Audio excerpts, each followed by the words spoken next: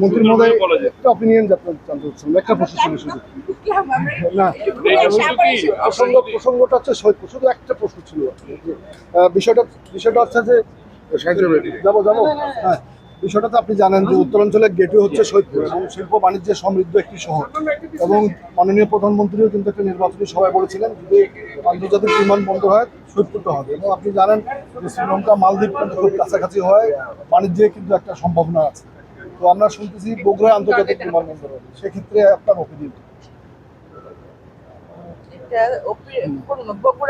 বগুড়া হচ্ছে, সৈয়দপুর না হয় বগুড়া হচ্ছে, সৈয়দপুর হচ্ছে না কেন বা হবে না কেন?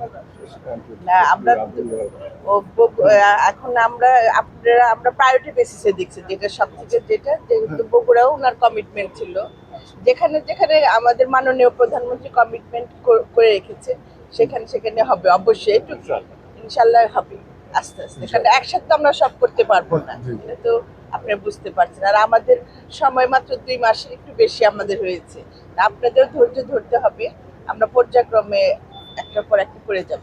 মানে যেটা দেখবো আমার যাত্রী সেবা বেশি হবে, সুবিধা হবে, দেশের স্বার্থে থাকবে, জনগণের স্বার্থে থাকবে, যে বিমানবন্দর সেটি আমরা গ্রহণ করবো।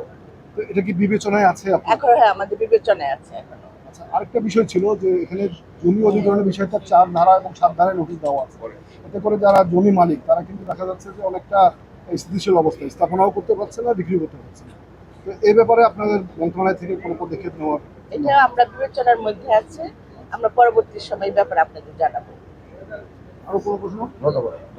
মাননীয় মন্ত্রী, আপনাদের যিনি প্রধানমন্ত্রী বর্তমানে, আপনাদের বিএনপি চেয়ারপারসন, তিনারও কিন্তু নির্বাচনী ইশতেহার ছিল যে সৈয়দপুর বিমানবন্দরকে আমরা নির্বাচিত হলে আমরা এটাকে আমরা মূল্যায়ন করব এবং আন্তর্জাতিক বিমানবন্দরে আমরা রূপান্তরিত করব।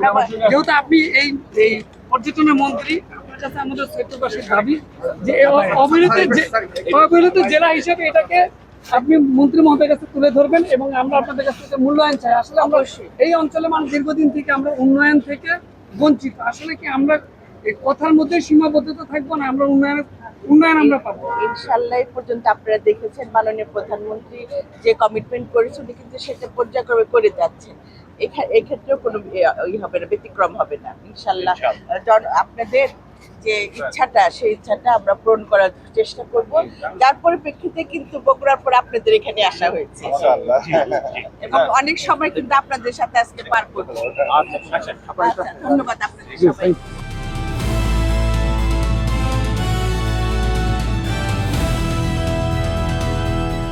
দিনাজপুর টিভি, মানুষের জীবনের কথা বলে।